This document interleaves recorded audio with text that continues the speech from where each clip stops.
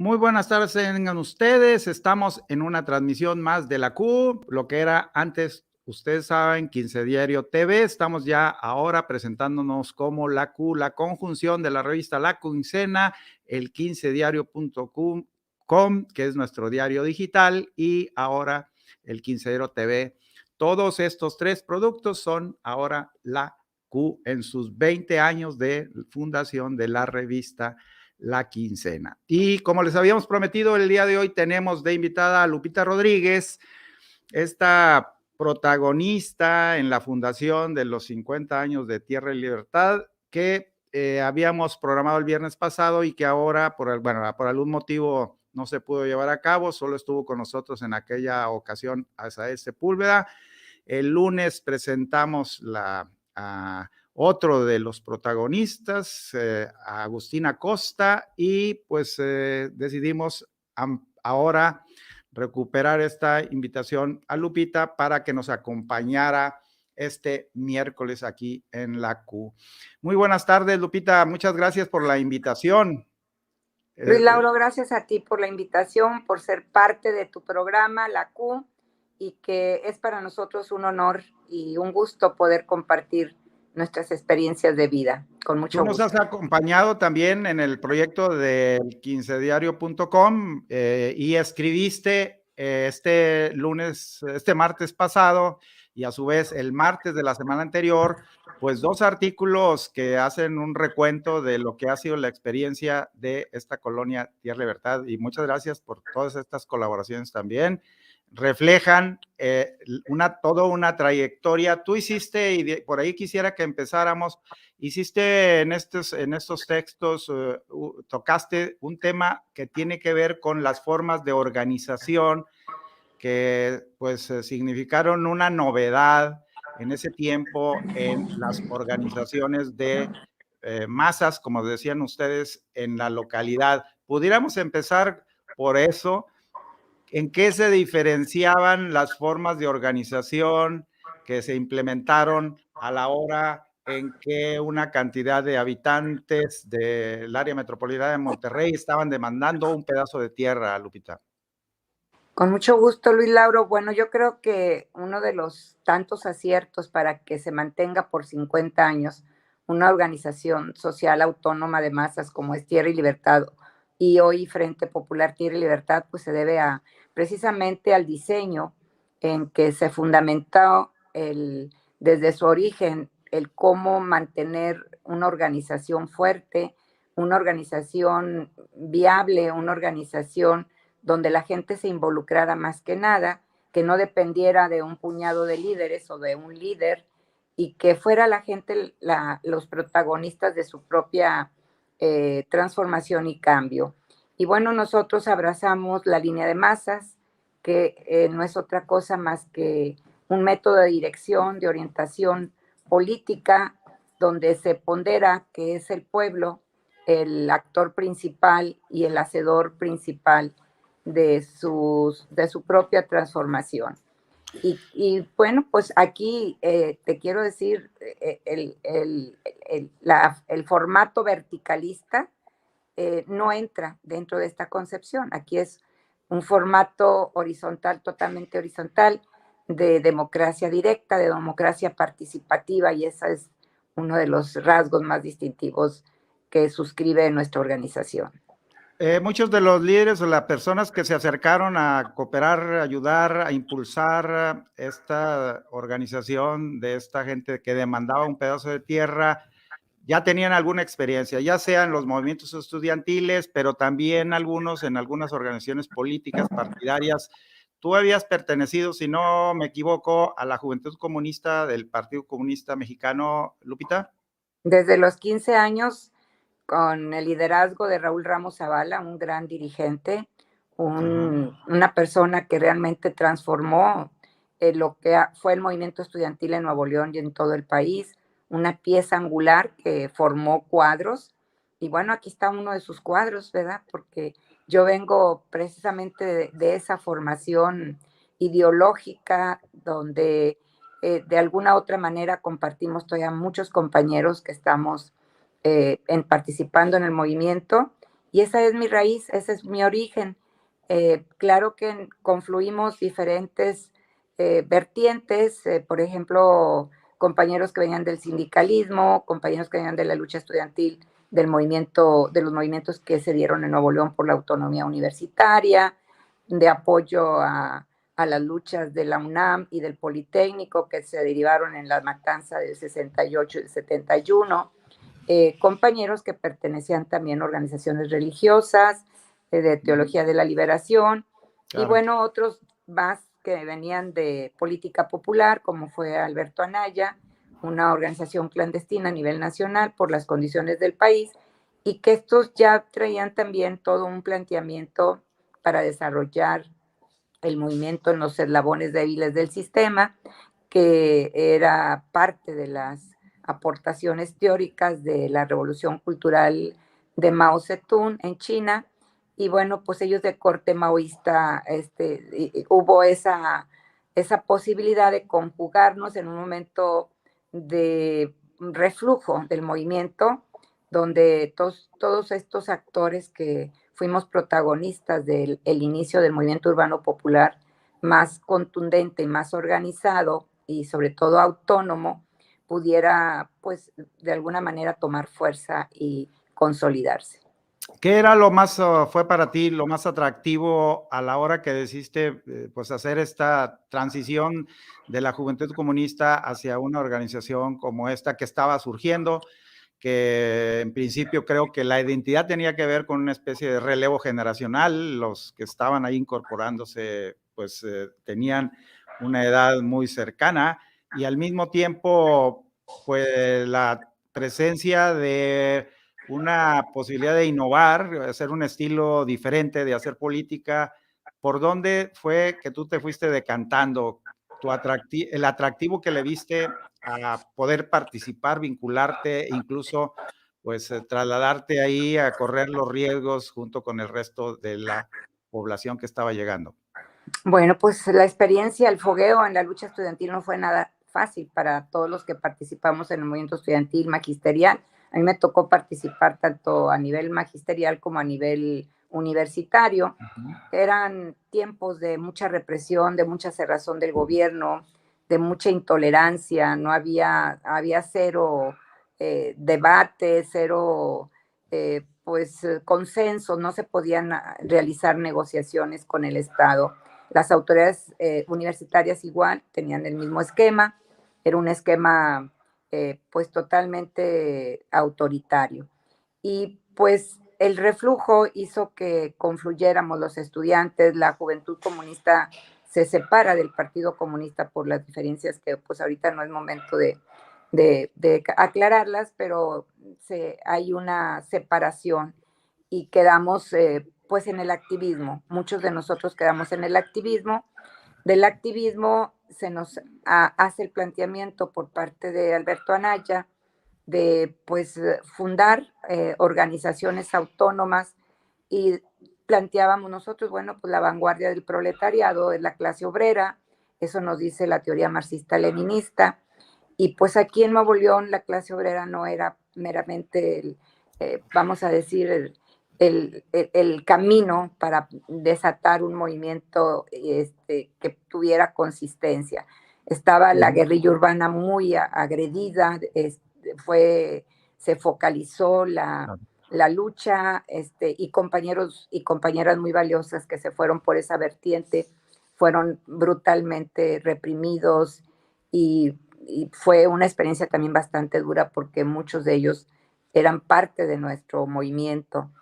Y bueno, ir hacia esa dirección, a una dirección incierta para nosotros, el movimiento urbano popular no lo veíamos nada asequible, no lo veíamos que fuera el camino revolucionario para transformar, cómo con el lumpen proletario a formar un movimiento que fuera base de apoyo a las luchas obreras, campesinas, populares, se nos hacía un tanto fuera de contexto teórico.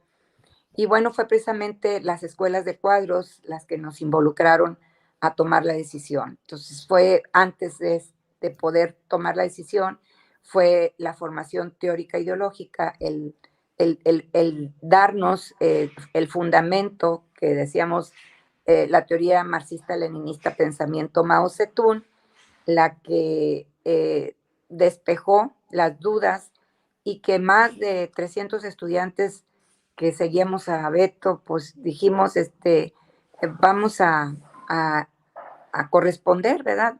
Hacer algo que sea más consistente, porque lo que él nos proponía no era ya el activismo, porque estábamos en un activismo sin, sin mucha perspectiva. No había perspectivas, andábamos apoyando a los ferrocas, andábamos apoyando a los mineros, andábamos Ajá. apoyando a los trabajadores, a los electricistas, algunas fábricas de obreros, pero no había nada consistente. Entonces aquí se planteaba hacer un movimiento permanente y autónomo de masas, entonces a través precisamente de la toma de tierra. Y pues, ¿en dónde? ¿En qué lugar? Fueron parte de los análisis de ir a aquellos lugares donde el tema de la tenencia de la tierra no fuera un problema crucial, donde no hubiera una respuesta de los dueños, bueno, fue precisamente acá en el Topo Chico, donde se consideró que pues eran tierras ejidales, eran tierras comunales, eran tierras ociosas. Después salieron que tenían 50 dueños o más, ¿verdad? Pero realmente los ejidatarios abandonaron estas tierras pues precisamente por no tener ninguna productividad.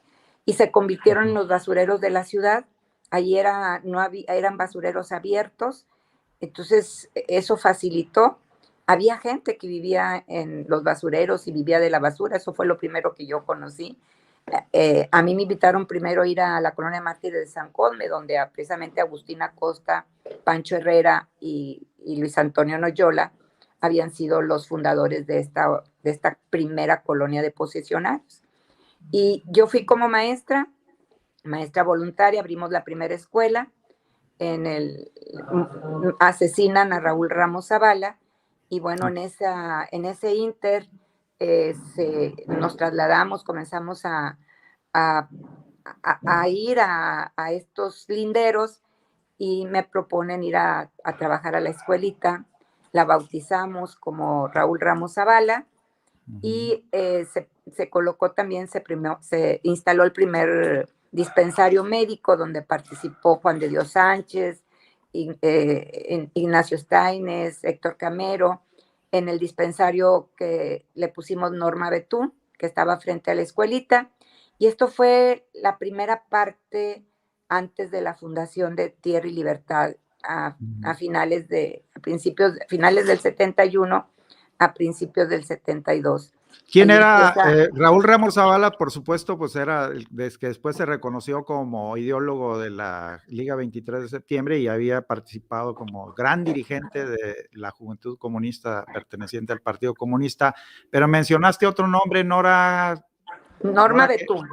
Norma Betún. ¿Ella quién No, era, Lupita? no, Norma Betún, un médico canadiense que pues fue una persona precisamente que se distinguió por estar al lado de la gente pobre, de tener una orientación también revolucionaria, y pues el nombre de Norma Betún era parte de darle a estos personajes el respeto y la perpetuidad y el reconocimiento dentro de la lucha del pueblo. Claro. Y ya para entonces existía la colonia Genaro Vázquez también. No, todavía Después. no. Primero fue la colonia San Cosme. Ya Ajá. estando Beto aquí y los estudiantes integrándose en las escuelas de estudio de teoría marxista-leninista, pensamiento Mao Zedong, se da el paso al sur de la ciudad y se invade la colonia Mártires de Tlatelolco. Esta se invade en 1972.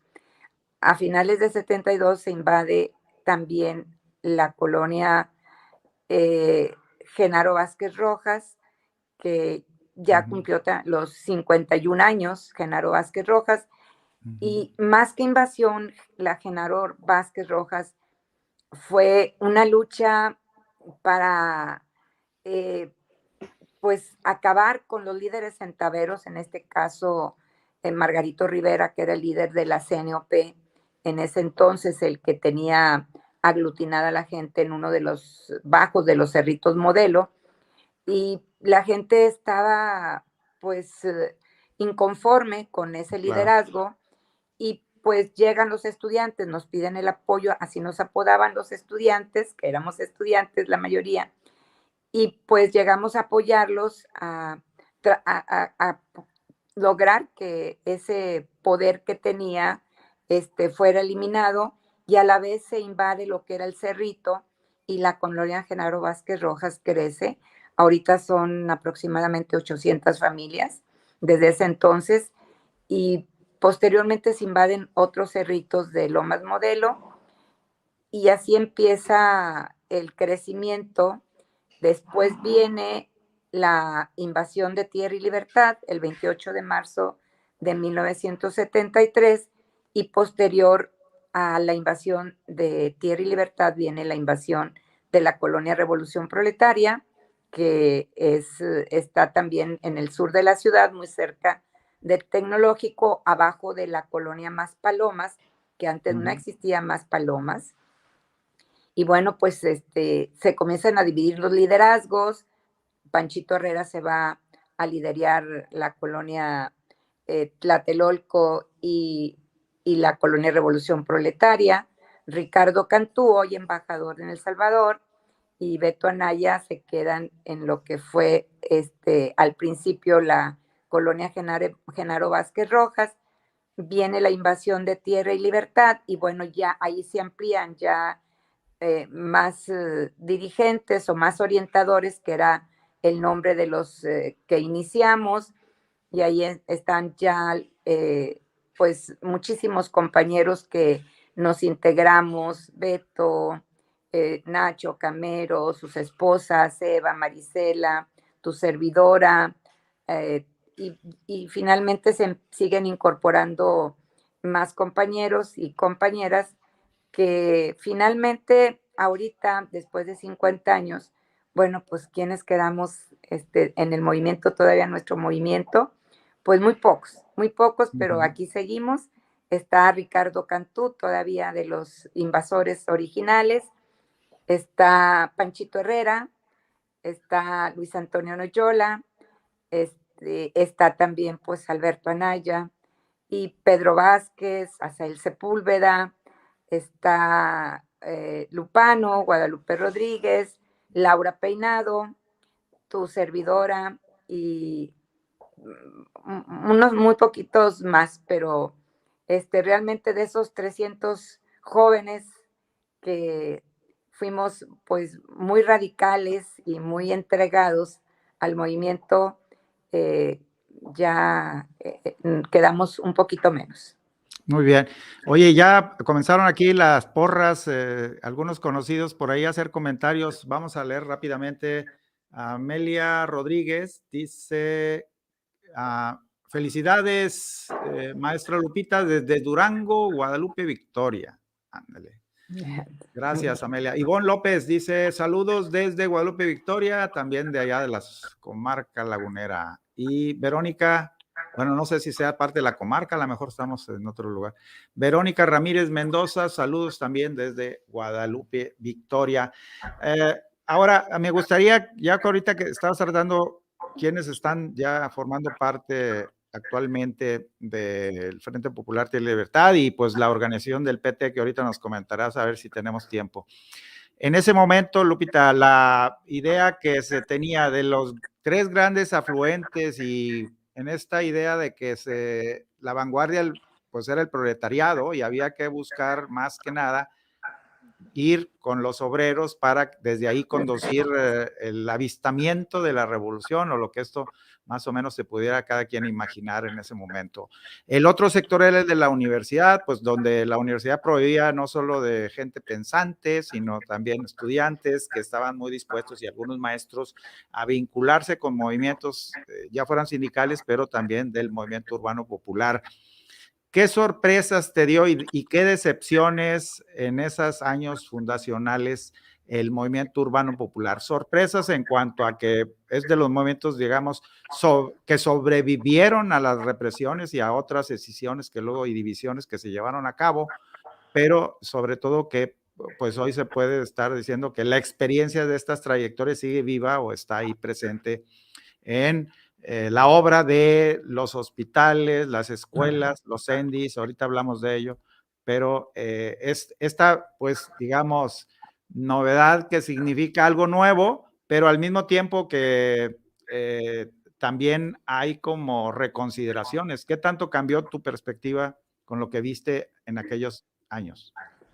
Bueno, pues nosotros pensábamos invadir nada más el sector centro, que eran 400 lotes, y el primer día primera sorpresa es que los estudiantes de la escuela Raúl Ramos Zavala y los maestros fuimos a todas las colonias a volantear, a decir a aquellos que paguen renta, que no tengan casa, vengan a tomar un pedazo de tierra sin ataduras, con toda la libertad. Y bueno, la sorpresa fue que para las 6 de la tarde ya estaba invadido el sector centro, lo que es el norte 1 y norte 2, más cerca de 1,000 posesionarios armados de piedras y palos y con dispuestos a defender su patrimonio, su pedazo de tierra. Después de este primer día, pues ya vino el proceso de organización y también un proceso de trabajo, un estilo de trabajo que estaba basado en la autodefensa, que estaba basado en el trabajo voluntario y en la gestión y en la autogestión. Entonces, estas orientaciones pues fueron primordiales para poder consolidar y poder ir armando un movimiento. Empieza el crecimiento exponencial, la fama de los estudiantes, orientadores, que así nosotros pedíamos que nos llamaran, no dirigentes, porque estaba muy viciado el término. Entonces los orientadores pedíamos a la gente pues que querían también tomar el ejemplo de Tierra y Libertad, pues que se decidieran, se organizaran y lucharan por su espacio para vivir. Y bueno, de ese lote de 30 por 15, que es algo que pues siempre repetimos a la gente, hoy luchamos por un lote de 30 por 15, pero nuestro propósito no nada más es eso. Nuestro propósito es luchar por un lote más grande que se llama México. Y bueno, nuestra lucha no era a corto plazo, no era una lucha reformista, ni era una lucha economicista, que podían habernos criticado antes los teóricos, pues cuál era el propósito, si eso era un reformismo, era un economicismo. Y estas contradicciones dieron lugar a las primeras escisiones. Y bueno, hubo una primera escisión con el primer grupo fundacional, después hubo una segunda escisión con otro grupo que no fue fundacional, aquí en Tierra y Libertad, pero que fue fundacional de Política Popular, con Adolfo Uribe, que era él puso en juego una propuesta pues de remover toda la dirección que habíamos creado el movimiento urbano popular. La primera decisión, Lupita, tiene que ver con Héctor Camero e Ignacio No, Steiner. la primera fue Agustín Acosta, Luis Antonio Noyola y Francisco Herrera. No, Francisco Herrera. ¿En qué año fue esta, si te acuerdas, y cuál era la contradicción? Fue casi muy cercano a los primeros 3 años. Entonces ¿Y qué pasó? empezaron las ¿Ellos cosas. terminaron fuera o se quedaron nomás en ciertas bases, en ciertas No, colonias? se retiraron del movimiento. Se retiraron del movimiento, estuvieron los primeros años, se quedaron en San Cosme, que era la colonia que ellos habían fundado, pero ya en cuanto a al desarrollo y el crecimiento de la organización, que en el 76 se conforma el Frente Popular Tierra y Libertad, ahí ellos ya no fueron parte. Es ¿Y en la el, segunda? la segunda fue en el 76 con Adolfo Uribe, porque aunque éramos la raíz, éramos parte de política popular, el planteamiento de ellos era pues que había una desviación en la dirigencia y que esas desviaciones ideológicas teníamos que reeducarnos como en la Revolución Cultural China, y para reeducarnos teníamos que ir a picar piedra, y pues ellos asumían el poder, entonces nosotros nos íbamos a picar piedra, a reeducarnos, y pues ellos iban a asumir la dirección de un movimiento que nos había costado mucho a un gran grupo, y pues nos pareció como que no era precisamente un argumento político sólido, y pues dimos una lucha ideológica y luego nos brincamos de la lucha ideológica a la lucha política, que es pues las más difíciles, ¿verdad? Porque son luchas intestinas, son luchas internas.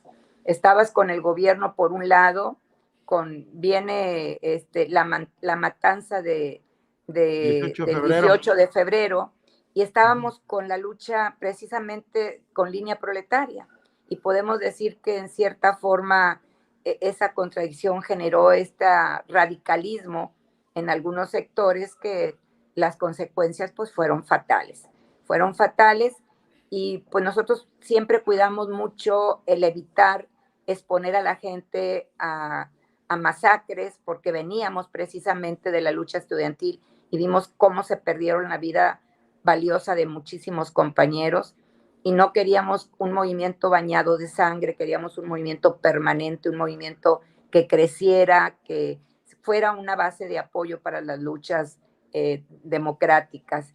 Entonces, esta lucha sí fue muy fuerte, y hubo una división, pero esa división, ¿cuáles colonias se desprendieron en esta segunda contienda?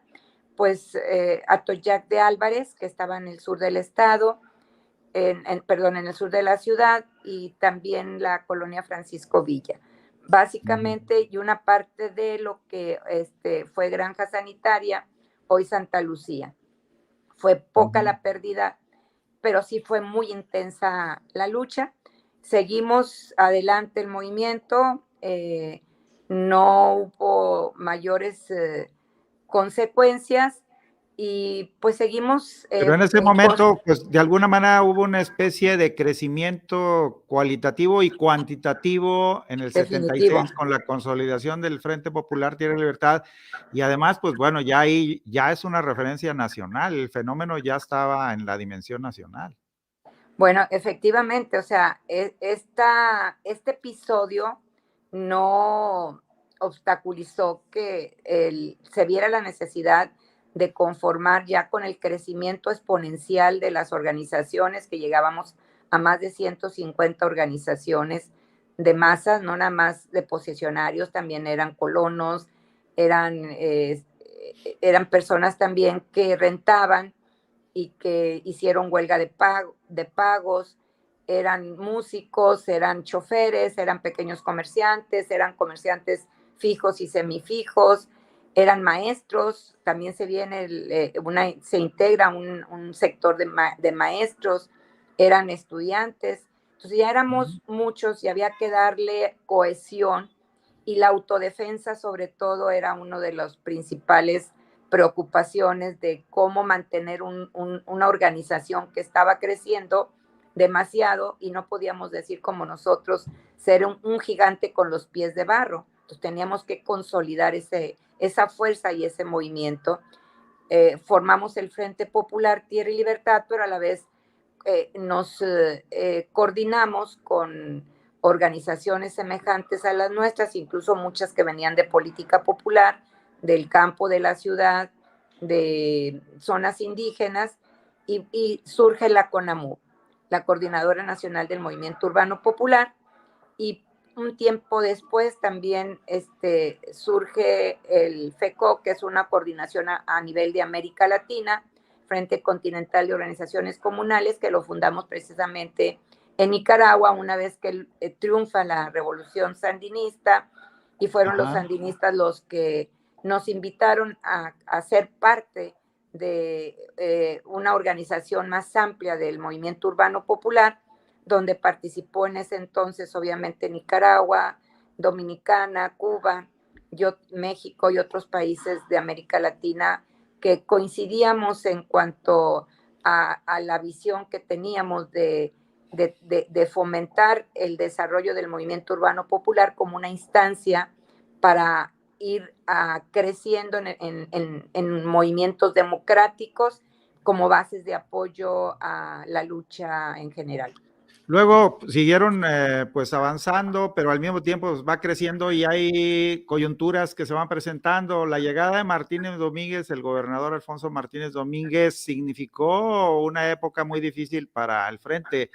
¿Cómo, en este contexto, cómo explicas lo que ocurrió con la división en donde, por un lado, Alberto Anaya, tú y otra gente, y por otro lado, Héctor Camero, Ignacio Steines, pues parecería que tenían visiones encontradas y muy diferentes.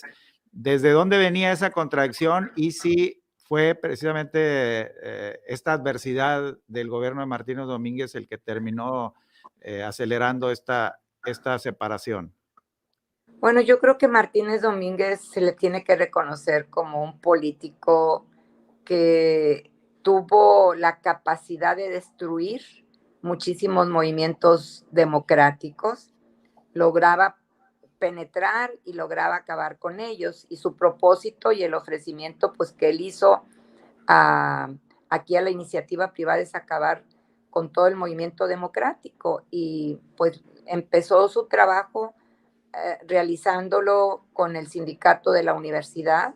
Recordemos toda la lucha que dio el sindicalismo universitario, la lucha de los mineros de la sección 67, no fue para ellos nada fácil. Y la lucha de los telefonistas, la lucha de los normalistas.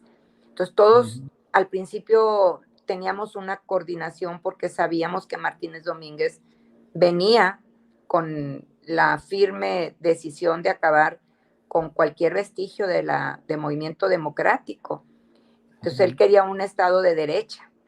Y bueno, nos dejó al último porque éramos como que los más difíciles de poder vencernos.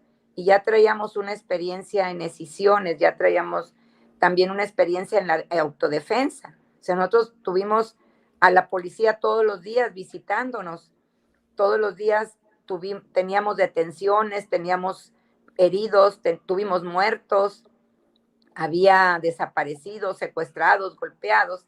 Entonces teníamos un entrenamiento que fue producto precisamente del rechazo que hubo a nuestra organización, la marginación, el no darle alternativas a la gente para vivir dignamente. Entonces, en lugar de dar alternativas de gobierno, de tener políticas públicas, pues el garrote fue el remedio que encontró el sistema. Y pues Martínez Domínguez buscó la manera de cómo minar el movimiento tan fuerte que era el Frente Popular Tierra y Libertad. Y pues posiblemente nosotros no avisorábamos sinceramente contradicciones profundas, no había, estábamos construyendo una organización a marcha forzada, todos, porque todos nos involucramos en esas luchas férreas, enérgicas, de no retroceder, de seguir siempre hacia adelante y de combatir cualquier situación de represión. Para nosotros fue sorpresivo que se empezara un discurso de regularización de tenencia de la tierra. Para nosotros el discurso de regularización era una trampa, era regularizar no por regularizar, sino era Era el para acabar. proyecto de Martínez Domínguez, Tierra Propia, en ese contexto. Tierra propia, nosotros dijimos no, tierra propia no obviamente es una estrategia para acabar con la organización, meternos a lo que era el terreno de la regularización, una falsa regularización para terminar con las organizaciones autónomas de masas y nosotros no caímos. Entonces, el debate fue si entrábamos o no entrábamos, y finalmente ese debate trajo consecuencias graves. Yo recuerdo la marcha que hubo para llamar a los compañeros por parte de todas las fuerzas democráticas de aquí del Estado de Nuevo León, que veían que nosotros teníamos la razón, que Martínez Domínguez estaba utilizando una de sus estrategias inteligentes y que era la regularización. Y bueno, esa marcha que se da al interior de Tierra y Libertad para llamar a los compañeros a que nos uniéramos, que no era momento de desunirnos, que Martínez Domínguez era un asesino, era un agente represivo de los más feroces del país y que no podíamos confiar en ese personaje. Pues esa marcha, la respuesta fue que venía avanzando la marcha de la colonia Francisco Villa por la calle Julio Arroca y luego agarró Almazán, y en Almazán, un poquito más adelante, había muchas patrullas, decenas o a lo mejor cientos de patrullas, cientos de policías. Había una turba de vándalos que trajeron de lugares donde había muchísimos jóvenes que se dedicaban a la droga como mercenarios, y otros tantos de Tierra y Libertad que los convencieron y arremitieron contra la marcha. Entonces esa marcha la encabezaron Nachi Camero, la agresión, y junto con la policía, pues ya no hubo, después de ese momento, ya no hubo conciliación, ya fue un proceso de descomposición del grupo de los compañeros y de nosotros de resistencia. Detienen Ahora, a Alberto Anaya, lo detienen junto con Juan Luis Martínez, con Pedro Bernal, saliendo de la Facultad de Trabajo Social, órdenes de aprehensión contra todos nosotros. Y pues, ¿qué hicimos? La resistencia. ¿Cómo hicimos la resistencia? Pues Martínez Domínguez pensó, dijo, si mochas la cabeza del perro se acaba la rabia, veto en el penal, y las marchas no cesaban. Todos los días había movilizaciones, campamentos, mítines, cada vez más enérgicos, cada vez con mayor fuerza. ¿Y cómo le estábamos haciendo? Pues en la noche, en la madrugada, la resistencia, organizábamos el movimiento y, pues perseguidos, pero pudimos organizarnos y resistir. Fue hasta que ahora, intervino el presidente, que se hizo la pauta y que pues básicamente terminó ese episodio de confrontación con las fuerzas represivas, con sus aliados al interior, que es lo más difícil. Yo creo que lo más difícil precisamente es cuando una división interna, cuando quienes construimos juntos una organización con esos principios tan sólidos, con esa intención verdaderamente revolucionaria, nos hayamos partido con intereses muy adversos.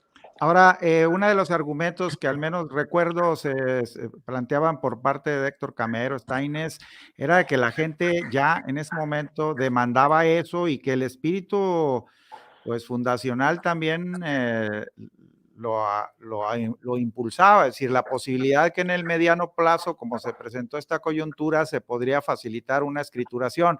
Por otro lado, y tú me aclararás este otro punto, el asunto era que parecería que por parte de Alberto Anaya, tú y la gente que estaba en esta otra postura, lo que deseaban era seguir con la irregularidad para poder mantener a las habitantes pues movilizados y con posibilidad de seguir al frente de las distintas formas que tenían de autoorganización. ¿Podrías matizar esta disyuntiva así como la estoy planteando? Muy fácil. Yo nada más te quiero decir cuántas personas, cuando tuvieron totalmente la posibilidad de que nos inmovilizaron a nosotros, que hubo una persecución terrible, cuánta gente aceptó la regularización por tierra propia. Fue una mínima parte. Fue una mínima parte. Una vez que se resolvió el conflicto, que se resolvió en la calle, que se resolvió en la protesta, que se resolvió en la resistencia, nos pudimos dar cuenta que simplemente en Tierra y Libertad de 1,200 lotes, nada más se regularizaron 300. Entonces, y de las demás organizaciones, de 150 organizaciones, no perdimos más que Revolución Proletaria, que ahora es del PRI, ¿sí?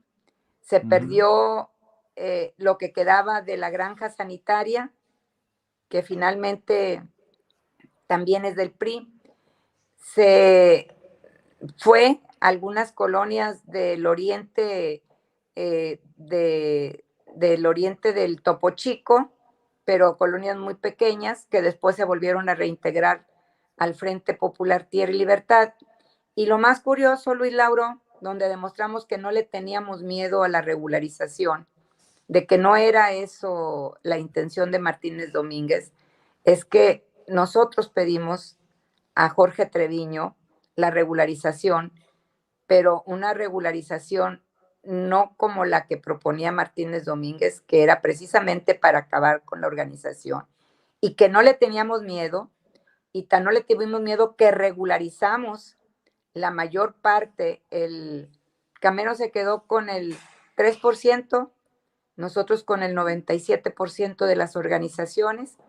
Se regularizaron, hasta la fecha queda un 10 o 12% porque no lo ha podido regularizar el Estado por razones no propias nuestras, y el Frente Popular Tierra y Libertad y Tierra y Libertad ayer cumplieron 50 años.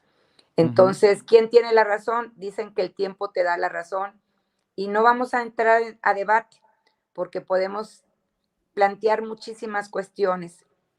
Tener miedo a la regularización, no. Lo que no queríamos era la destrucción, que era lo que planteaba Martínez Domínguez, destruir, acabar con un movimiento fuerte que hoy por hoy se ha resistido a entregarse.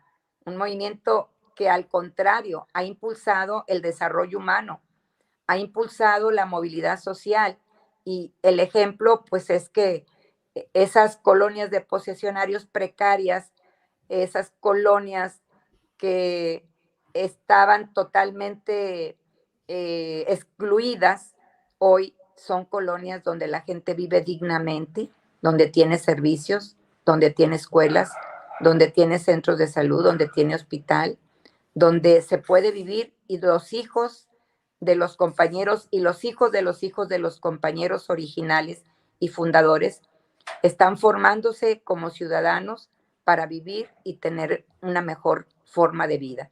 Muy bien, ya estamos llegando al final del programa, Lupita, entonces no quisiera dejar de hacerte varias preguntas que espero sean con contestación sintética. Primero que nada, durante mucho tiempo el movimiento, la colonia y el frente tuvieron que pues establecer sus propias dinámicas, y una de ellas tenía que ver con el contacto directo de los movimientos, pero también rechazando la participación política.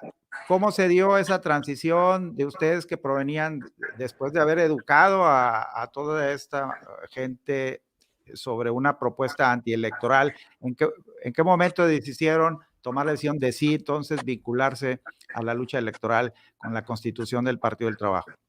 Bueno, pues se da un momento difícil también, no fue aceptado por muchos compañeros, obviamente yo fui una de las que rechacé el ir a la formación del partido, pensábamos que se perdía precisamente la esencia de un movimiento de lucha revolucionario, que los partidos pues caían en la trampa, que era una trampa precisamente. La apertura democrática fue una medida que asumió el Estado para pues bajar la temperatura y la intensidad de los movimientos sociales, de los movimientos políticos, y que pues nosotros no habíamos de caer en esa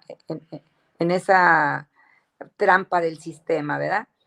Nos resistimos mucho, finalmente se fundó el Partido del Trabajo con unos estatutos que retoman y recogen cuál debía de ser la función del partido. Lo primero era no un partido que se sirviera del pueblo, sino un partido al servicio del pueblo, un partido que no se desprendiera de las demandas y necesidades de la gente, que fuera representante de las demandas de la gente, un partido que abogara por las causas justas de los trabajadores, de las amas de casa, de los niños, de los jóvenes, por el medio ambiente.